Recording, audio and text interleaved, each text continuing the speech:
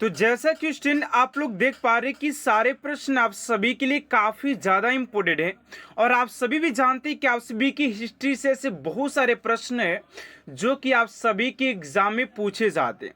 और इस क्लास के अंदर यार बहुत सारे टॉपिक से यानी कि हिस्ट्री के सारे टॉपिक से आप सभी के इम्पोर्टेंट प्रश्न उठाया गया है, तो आप सभी के लिए काफ़ी ज़्यादा इम्पोर्टेंट है। चलिए पहले प्रश्न की ओर बात करते हैं। आप सभी का पहला प्रश्न क्या दिया गया है। पहला प्रश्न पूछा जा रहा है कि हड़प्पा काल के मोहरों के निर्माण में मुख्य रूप से किस पदार्थ का उपयोग किया गया था। तो किसका उपयोग किया गया था, तो राइट आंसर हो जाएगा आप सभी का सेल खड़ी का उपयोग किया गया था। चलिए अगले प्रश्न की ओर बात करते हैं। आप सभी का सेकेंड नंबर प्रश्न यहाँ पर पूछा जा रहा है कि सिंधु घाटी का पतन नगर कौन सा था। सिंधु घाटी का पतन नगर कौन सा था, तो लोथल आप सभी का राइट आंसर हो जाएगा। अगला प्रश्न है कि मोहनजोदड़ो का स्थानीय नाम क्या है। तो मोहनजोदड़ो की अगर स्थानीय नाम की बात करते हैं तो इसे मृतकों का टीला के नाम से भी जाना जाता है, क्योंकि जब मोहनजोदड़ो की खुदाई राखल दास बनर्जी जी के द्वारा किया जा रहा था तो वहाँ पर ऐसे बहुत सारे मृतकों का टीला मिला था, जहाँ पर मरे हुए लोगों का ढेर मिला था, इसलिए इसे मृतकों का टीला के नाम से भी विख्यात किया गया। अगला प्रश्न आप सभी का कि कृष्ण भक्ति का प्रथम और प्रधान ग्रंथ क्या है। कृष्ण भक्ति का प्रथम और प्रधान ग्रंथ कौन सा है, तो श्रीमद् भागवत गीता। चलिए अगले प्रश्न की ओर बात करते हैं। आप सभी का अगला प्रश्न क्या पूछा जा रहा है, ध्यान दीजिएगा और आराम से इस क्लास को अटेंड करेंगे ताकि हर एक प्रश्न हम सभी के कवर हो सके, ठीक है ना, और हर प्रश्न का आंसर हम सभी को याद हो सके ताकि एग्जाम में हम लोगों को किसी प्रकार की समस्या का सामना न करना पड़े। 5 नंबर प्रश्न की योग दर्शन के प्रतिपादक हैं। योग दर्शन के प्रतिपादक कौन थे, तो राइट आंसर हो जाएगा आप सभी का पतंजलि, आप सभी का राइट आंसर हो जाएगा। अगला प्रश्न की आर्यों के आर्कटिक हम सिद्धांत का पक्ष किसने किया था, तो बाल गंगाधर तिलक। अगला प्रश्न की मगध की प्रथम राजधानी कौन थी, गिरिराज या राजगीर। तो यहाँ पर सॉरी गिरिराज हो जाएगा या राजगीर हो जाएगा, ठीक है ना, यहाँ पर दिया गया है। अगला प्रश्न की त्रिपिटक धर्म ग्रंथ किसका है। त्रिपिटक धर्म ग्रंथ किसका है, तो राइट आंसर हो जाएगा आप सभी का बौद्धों का हो जाएगा। चलिए अगले प्रश्न की ओर बात करते हैं। आप सभी का अगला प्रश्न क्या पूछा जा रहा है, ध्यान दीजिएगा। अगला प्रश्न कर कि प्राचीन भारत का महान व्याकरण पतंजलि किसके समकालीन थे। प्राचीन भारत का महान व्याकरण पतंजलि किसके समकालीन थे, तो पुष्य मित्र शुंग के हो जाएंगे, आप सभी का राइट आंसर हो जाएगा। अगला प्रश्न की कलिंग नरेश खारवेल किस वंश से संबंधित है, तो चेदी हो जाएगा। अगला प्रश्न किस ऋषि के बारे में कहा जाता है कि उन्होंने दक्षिण भारत का आर्यकरण किया, उन्हें आर्य बनाया गया, तो अगस्त मुनि हो जाएंगे। अगस्त मुनि आप सभी का राइट आंसर हो जाएगा। चलिए अगले प्रश्न की ओर बात करते। 12 नंबर प्रश्न यहाँ पर आप सभी से पूछा जा रहा है, करे कि गुप्त वंश का वह राजा कौन था जिसने फूलों को भारत पर आक्रमण किया। फूलों को भारत पर आक्रमण किया, यहाँ पर फूलों नहीं होना चाहिए। गुप्त वंश का कौन सा राजा था जिसने हूणों को भारत पर आक्रमण किया, हूणों होना चाहिए, ठीक है ना, तो करने से रोका, हूणों को भारत पर आक्रमण करने से रोका था, वो था स्कंदगुप्त, ठीक है ना। चलिए अगले प्रश्न की ओर बात करते हैं। आप सभी का 13 नंबर प्रश्न है कि महरौली दिल्ली में स्थित लौह स्तंभ का निर्माण किस सदी में हुआ था, तो चतुर्थ सदी आप सभी का राइट आंसर हो जाएगा। अगला प्रश्न की सुकुमार संभवसी महाकाव्य किस कवि ने लिखा है, तो कालिदास आप सभी का राइट आंसर हो जाएगा। अगला प्रश्न की मगध के किस शासक को सैनिक कहा जाता है। मगध के किस शासक को सैन्य कहा जाता है, तो बिंबिसार आप सभी का राइट आंसर हो जाएगा। चलिए अगले प्रश्न की ओर बात करते हैं स्टूडेंट। उससे पहले आप सभी से एक छोटा सा रिक्वेस्ट है कि अगर अभी तक आप मेरे चैनल को सब्सक्राइब नहीं किए तो प्लीज़ स्टूडेंट चैनल को सब्सक्राइब कर साथ साथ बेल आइकन को प्रेस कर दीजिएगा, ताकि ऐसा मोस्ट इम्पोर्टेंट क्लास स्टूडेंट आप तक सबसे जल्द पहुंचते रहे। चलिए अगले प्रश्न की ओर बात करते हैं। आप सभी का 16 नंबर प्रश्न है कि हर्षवर्धन के समय में कौन सा चीनी तीर्थयात्री भारत आया था? तो वेन सॉन्ग हो जाएगा, सोन हो जाएगा। अगला प्रश्न है कि मुद्रा राक्षस नामक पुस्तक के लेखक विशाखा दत्त हो जाएंगी। इतिहास के पिता के रूप में किन्हें जाना जाता है? तो हेरोडोटस को। भारत में प्रथम मुस्लिम आक्रमण किसने किया? तो अरबों ने। ठीक है ना। अगला प्रश्न है कि पाल वंश का संस्थापक नेपाल था। अगला कल्हण द्वारा रचित राजतंत्र गिणी में कुल कितने तंत्र तरंग है? तो 8 हो जाएंगे। अगला प्रश्न है तंजौर में बृहदेश्वर मंदिर का निर्माण किन्होंने करवाया? तो राजा राज ने करवाया था। राजा राज आप सभी का राइट आंसर हो जाएगा। अगला प्रश्न है कि आगरा नगर की स्थापना किसके द्वारा की गई थी? तो आगरा नगर की स्थापना की बात करते तो सिकंदर लोदी के द्वारा हो जाएगा। चलिए नेक्स्ट प्रश्न 24 नंबर की भारत में मुस्लिम राज्य का संस्थापक माना जाता है? तो मोहम्मद गोरी को माना जाता है। मोहम्मद गोरी भारत में मुस्लिम राज्य के संस्थापक हो जाएगा। अगला प्रश्न है कि लाख बख्श ने के नाम से जाने जाने वाला कौन सा शासक था? तो कुतुबुद्दीन ऐबक आप सभी का राइट आंसर हो जाएगा। अगला प्रश्न है प्रसिद्ध कवि अमीर खुसरो किसके दरबार में कवि थे? तो अलाउद्दीन खिलजी के। दिल्ली के किस सुल्तान ने ब्राह्मणों पर भी जजिया कर लगाया था? तो फिरोज शाह तुगलक ने लगाया था। चलिए अगला प्रश्न है कृष्णदेव राय किसके समकालीन थे? कृष्णदेव राय किसके समकालीन थे? तो बाबर के हो जाएंगे। अगला प्रश्न है कृष्णदेव राय के दरबार में अष्टदिग्गज कौन था? तो अष्ट तेलुगु कवि हो जाएगा। बहमनी राज्य की स्थापना किसने किया? तो अलाउद्दीन हसन बलबन शाह हो जाएगा। हिंदी साहित्य का स्वर्ण काल किसे कहा जाता है? तो भक्ति काल को कहा जाता है। इस क्लास को थोड़ा सा फास्ट लेकर चलेंगे क्योंकि क्वेश्चन बहुत ज़्यादा और समय बहुत ही कम है, तो आप लोग फास्ट रिवीजन करिए, फास्ट याद कीजिए, जो कि आप सभी के लिए काफ़ी ज़्यादा इंपॉर्टेंट। ठीक है ना। देखिए फास्ट क्वेश्चन लगाने में क्लास में ये बेनिफिट होता है कि आप लोग एग्जाम में टाइम मैनेजमेंट कर पाते हैं कि कितने टाइम में कितने क्वेश्चन को अटेंड करना चाहिए। अगला प्रश्न है कवि की प्रमुख रचना क्या है? तो बीजक है। मुगल सम्राट का अंतिम शासक कौन था? तो बहादुर शाह द्वितीय। वर्ष 1526 ईस्वी में लड़ी गई पानीपत के पहले लड़ाई में बाबर से कौन पराजित हुआ था? तो इब्राहिम लोदी था, जो कि पानीपत के प्रथम युद्ध 1526 ईस्वी में लड़ा गया था इब्राहिम लोदी और बाबर के बीच, जिसमें इब्राहिम लोदी को पराजय हुआ था और बाबर अपने विजय घोषित किया था। ठीक है ना। ऐसा तो बाबर 4 युद्ध लड़ा जो कि काफी इंपोर्टेंट है, पानीपत का, प्रथम, खानवा, चंदेरी और घाघरा का। ठीक, जो कि चारों युद्ध में बाबर ने विजय प्राप्त किया है। अगला प्रश्न, औरंगजेब ने दक्षिण भारत में किन 2 राज्यों को जीता था? तो विजापुर एवं गोलकुंडा को। सर्वाधिक हिंदू अधिकारियों को अपने दरबार में किस मुगल शासक ने रखा था? तो औरंगजेब हो जाएगा, औरंगजेब। अगला प्रश्न है पानीपत की तीसरी लड़ाई 1761 ईस्वी में किनके बीच हुई थी? तो पेशवा बाजीराव द्वितीय और अहमद शाह अब्दाली के साथ हुआ था। चलिए अगला प्रश्न है 38 नंबर की शिवाजी का राज्याभिषेक कहाँ हुआ था? तो रायगढ़ के किले में हुआ था शिवाजी का जो राज्याभिषेक हुआ था। अगला प्रश्न है कौन सा यूरोपीय देश भारत में सबसे पहले आया और सबसे देर से गया? पुर्तगाल। अगला प्रश्न है वर्ष 1498 ईस्वी में वास्को डी गामा भारत में कहाँ उतरा था? तो कालीकट। ब्रिटिश के साथ वेसिन की संधि किस पेशवा के साथ किया?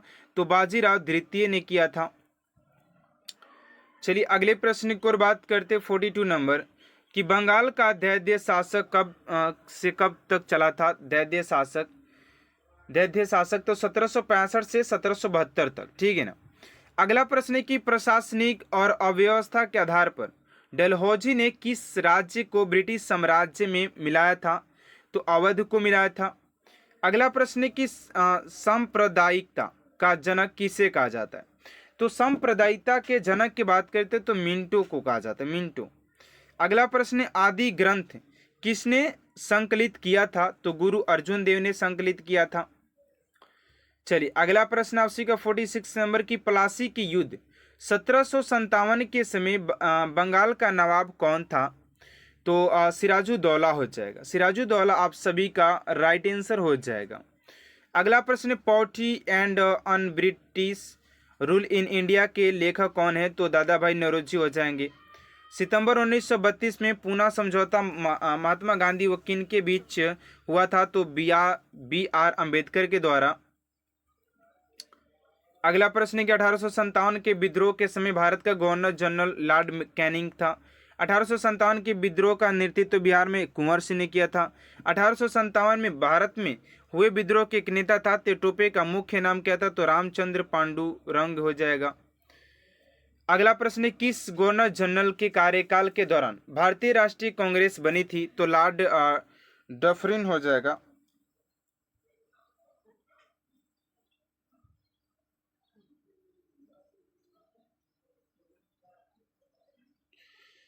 चलिए अगले प्रश्न की बात करते हैं। उसने कहा था कांग्रेस पतन के लिए लड़खड़ा रही मेरी सबसे बड़ी अभिलाषा, तब तक भारत में हूँ कांग्रेस की शांतिपूर्वक समिति में सहयोग करूंगा, वो लॉर्ड कर्जन ने कहा था।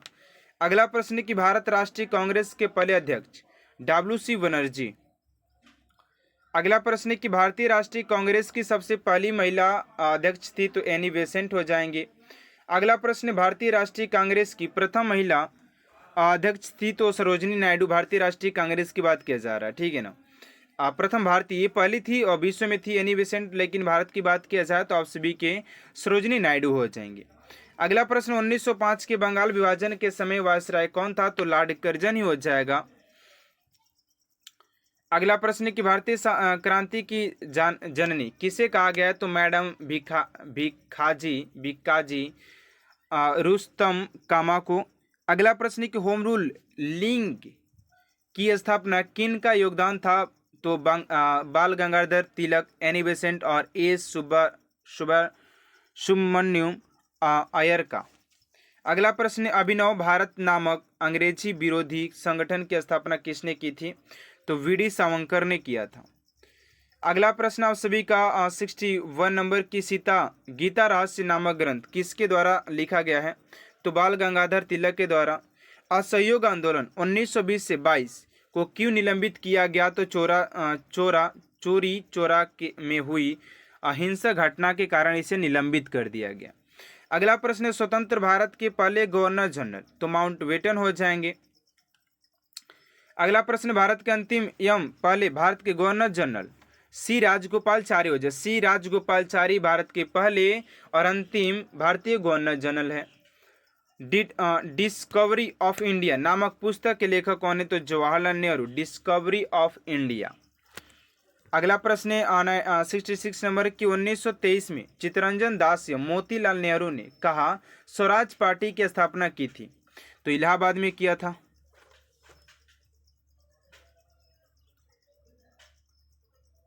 अगला प्रश्न है कि who lives in India dies किसकी उक्ति है? तो पंडित जवाहरलाल नेहरू। भारत की स्वतंत्रता के समय कांग्रेस के अध्यक्ष कौन थे? तो जी.बी. कृपलानी। सीमांत गांधी के रूप में किसे जाना जाता? तो खान अब्दुल गफर खान को। गांधी जी ने किस गोलमेज सम्मेलन में भाग लेने के लिए लंदन गए थे? तो द्वितीय गोलमेज सम्मेलन में भाग लेने के लिए महात्मा गांधी जी ने लंदन गए थे। अगला प्रश्न है कि किस भारतीय ने तीनों गोलमेज सम्मेलन में भाग लिया? तो बी.आर. अम्बेडकर ने। महात्मा गांधी जी ने एक बार गए थे लंदन में, लेकिन अम्बेडकर जी ने 3 बार इस मीटिंग को अटेंड किए, सम्मेलन में गए हैं। अगला प्रश्न है कि वर्षों में सोने में पंजाब में हुए क्रूर अत्याचारों के विरुद्ध स्वरूप ब्रिटिश सरकार से प्राप्त कर की उपाधि किसने लौटी थी? तो रविंद्रनाथ टैगोर ने। और इन्हें एक नोबेल पुरस्कार भी दिया गया था, जो कि गीतांजलि के लिए दिया गया था, इन्हीं का द्वारा लिखा गया है। अगला प्रश्न है पोस्ट ऑफिस के लेखक कौन है? तो रविंद्रनाथ टैगोर। पोस्ट ऑफिस के जो लेखक हो जाएंगे रविंद्रनाथ टैगोर। अमृत बाजार पत्रिका की स्थापना शिशिर कुमार घोष।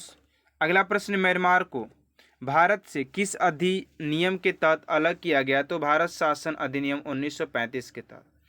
किस वर्ष राष्ट्रीय गीत वंदे मातरम पहली बार गाया गया था? 1896 में वंदे मातरम।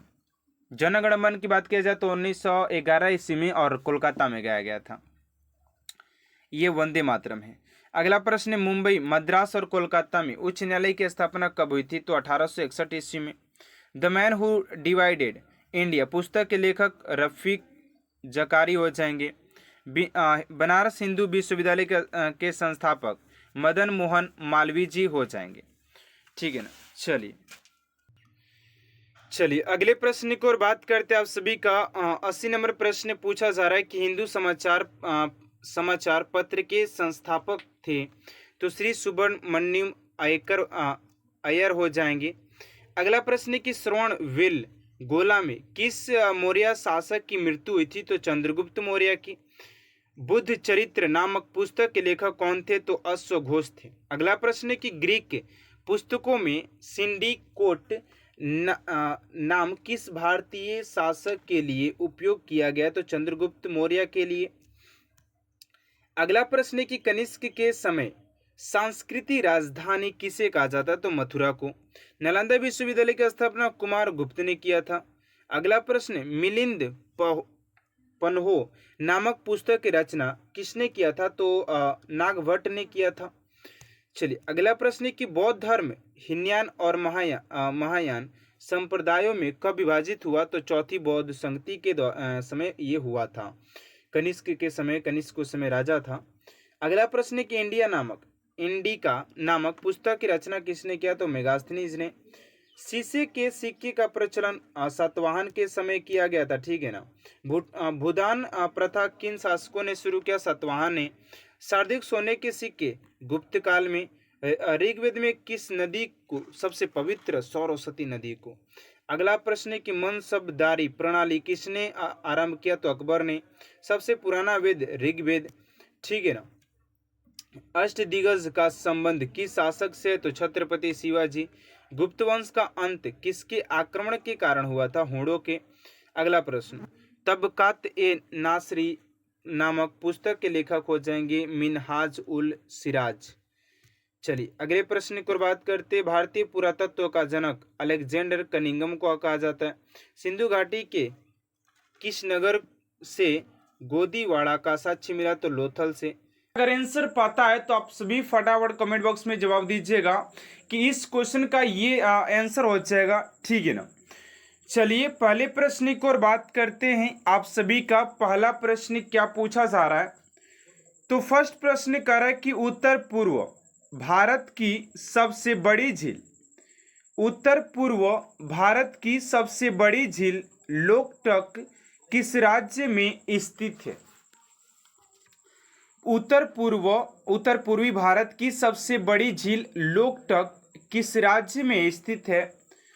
तो राइट आंसर हो जाएगा आप सभी का ऑप्शन नंबर बी, यानी कि मणिपुर में स्थित हो जाएगा। ऑप्शन नंबर बी स्टूडेंट आप सभी का राइट आंसर हो जाएगा।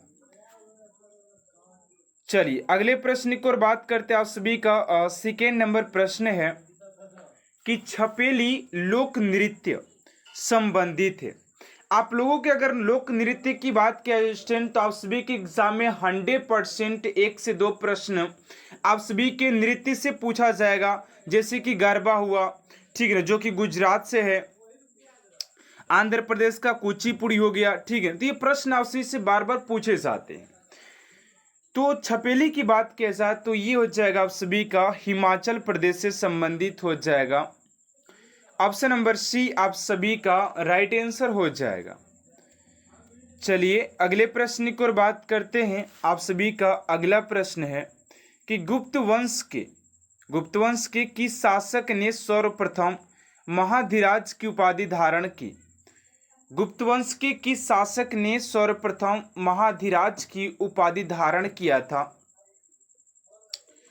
ऑप्शन नंबर ए में श्रीगुप्त, बी में चंद्रगुप्त ने, सी में घटोत्कच गुप्त ने और सी में समुद्रगुप्त ने।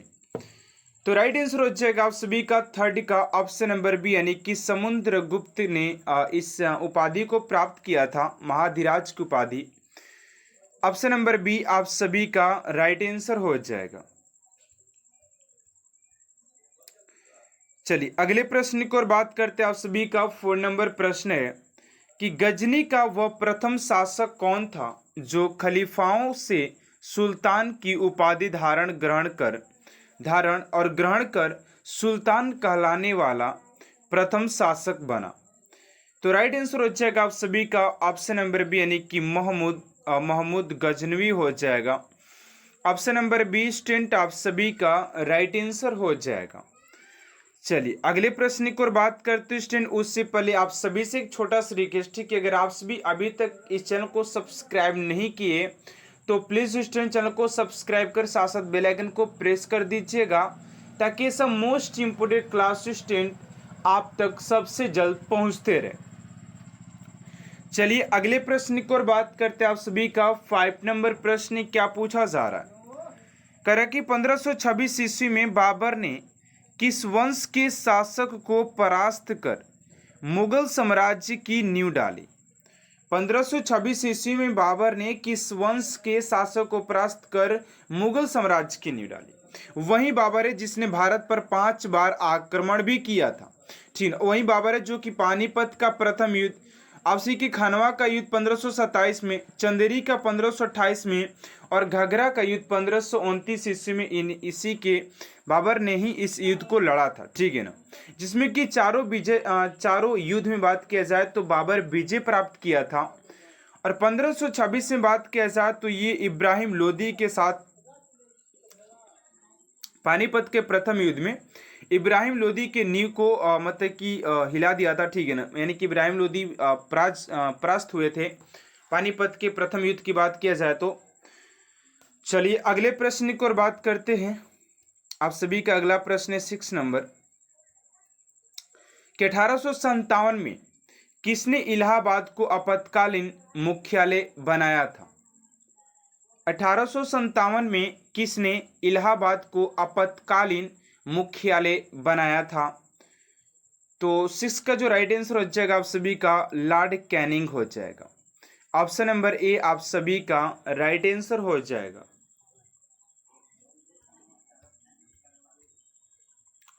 चलिए अगले प्रश्न की ओर बात करते हैं। आप सभी का 7 नंबर प्रश्न है कि भारतीय संविधान के अंतर्गत संघ और राज्यों के बीच शक्तियों का विभाजन किसकी प्रेरणा पर आधारित है। करें कि भारतीय संविधान के अंतर्गत संघ और राज्य के बीच शक्तियों का विभाजन किसकी प्रेरणा पर आधारित है। तो 7 का हो जाएगा आप सभी का ऑप्शन नंबर बी, यानी कि कनाडा हो जाएगा। ऑप्शन नंबर बी आप सभी का राइट आंसर हो जाएगा। चलिए अगले प्रश्न की ओर बात करते हैं। अगला प्रश्न है कि हम्पी के खंडहर किस राज्य में है। हम्पी के खंडहर किस राज्य में स्थित हो जाएगा। तो 8 का राइट आंसर हो जाएगा आप सभी का ऑप्शन नंबर ए, यानी कि कर्नाटक आप सभी का राइट आंसर हो जाएगा क्वेश्चन नंबर 8 का। चलिए अगले प्रश्न की ओर बात करते हैं। आप सभी का 9 नंबर प्रश्न पूछा जा रहा है कि अल्पना भारत के किस क्षेत्र की प्रमुख लोक कला शैली है। अल्पना भारत के किस क्षेत्र की प्रमुख लोक कला शैली है। तो 9 का राइट आंसर हो जाएगा आप सभी का ऑप्शन नंबर सी, यानी कि पश्चिम बंगाल। ऑप्शन नंबर डी आप सभी का राइट आंसर हो जाएगा।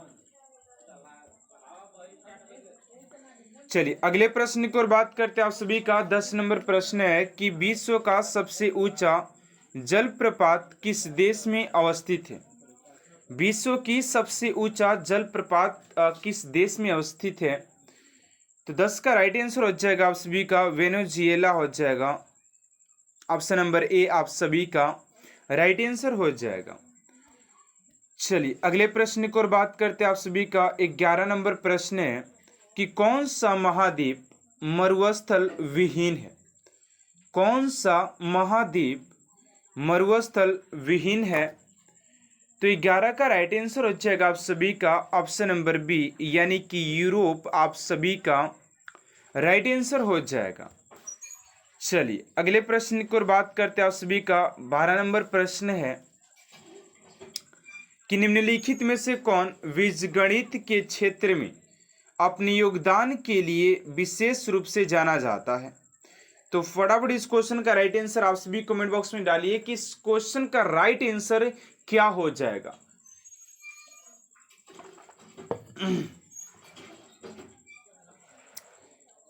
तो 12 का जो राइट आंसर हो जाएगा आप सभी का करेक्ट कि निम्नलिखित में से कौन बीजगणित के क्षेत्र में अपने योगदान के लिए विशेष रूप से जाना जाता है। तो इस क्वेश्चन का राइट आंसर हो जाएगा स्टूडेंट आप सभी का ऑप्शन नंबर सी, आप सभी का राइट आंसर हो जाएगा। चलिए अगले प्रश्न की ओर बात करते हैं। आप सभी का अगला प्रश्न है करेक्ट कि निम्नलिखित में से कौन सबसे प्राचीन वाद्य यंत्र है, यानी कि ऐसा कौन सा यंत्र है जो कि बहुत ज़्यादा प्राचीन है, ठीक है ना। सितार, वीणा, सरोद या तबला। तो इस क्वेश्चन का राइट आंसर हो जाएगा आप सभी का ऑप्शन नंबर बी, वीणा सबसे प्राचीन वाद्य यंत्रों में से एक हो जाएगा। तो ऑप्शन नंबर बी आप सभी का राइट आंसर हो जाएगा। चलिए अगला प्रश्न आप सभी का 14 नंबर की टीपू सुल्तान की मृत्यु कहाँ हुई थी। टीपू सुल्तान की मृत्यु कहाँ पर हुई थी। तो 14 का हो जाएगा आप सभी का सी, यानी कि श्रीरंगपट्टनम में हो जाएगा। ऑप्शन नंबर सी आप सभी का राइट आंसर हो जाएगा। चलिए अगले प्रश्न की ओर बात करते हैं। 15 नंबर है कि विजय स्तंभ कहाँ स्थित है। विजय स्तंभ कहाँ पर स्थित है। तो चित्तौड़गढ़ ऑप्शन नंबर सी आप सभी का राइट आंसर हो जाएगा। अगला प्रश्न है कि निम्नलिखित में से भारत पर पहली बार आक्रमण करने वाला कौन था। तो भारत पर पहली बार आक्रमण करने वाले की बात करें तो अरब लोग थे, ठीक है ना, अरबी थे। ऑप्शन नंबर बी आप सभी का राइट आंसर हो जाएगा। चलिए अगले प्रश्न की ओर बात करते हैं। आप सभी का 17 नंबर प्रश्न है कि राष्ट्रकूट साम्राज्य का संस्थापक कौन था। राष्ट्रकूट साम्राज्य का संस्थापक कौन था। तो 17 का हो जाएगा आप सभी का दंती दुर्ग हो जाएगा। ऑप्शन नंबर ए आप सभी का राइट आंसर हो जाएगा। चलिए अगले प्रश्न की ओर बात करते हैं कि विरूपाक्ष मंदिर का निर्माण किसने किया था। विरूपाक्ष मंदिर का निर्माण किसने किया था। तो 18 का हो जाएगा ए, यानी कि चालुक्य के द्वारा किया गया था। ऑप्शन नंबर ए आप सभी का राइट आंसर हो जाएगा। अगला प्रश्न की पहाड़ी काटकर एलोरा के विश्वविख्यात कैलाश मंदिर का निर्माण करवाया था, यानी किसने करवाया था। तो 19 का हो जाएगा आप सभी का सी, यानी कि राष्ट्रकूट के द्वारा किया गया था। ऑप्शन नंबर सी।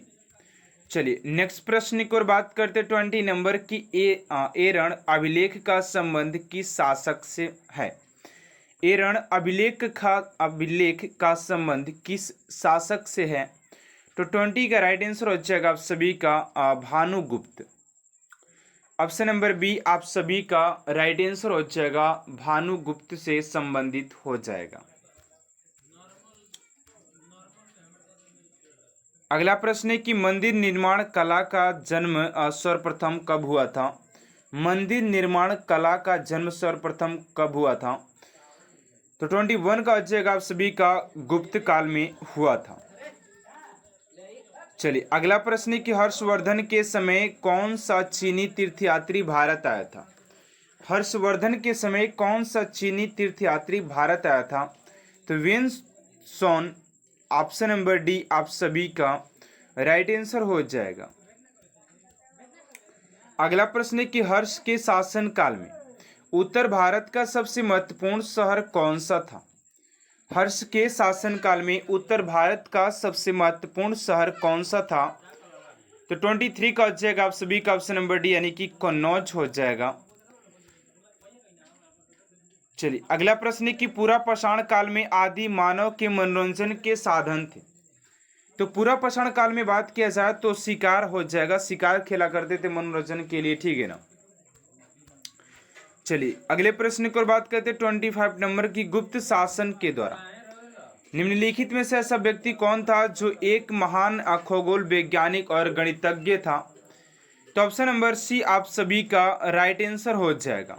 ये तो राशि का पहला practice set and previous question. अब चलते हैं दूसरे practice set and previous question के साथ। तो आप लोग क्लास को इन तक जुड़ देखिएगा, ठीक है ना। चलिए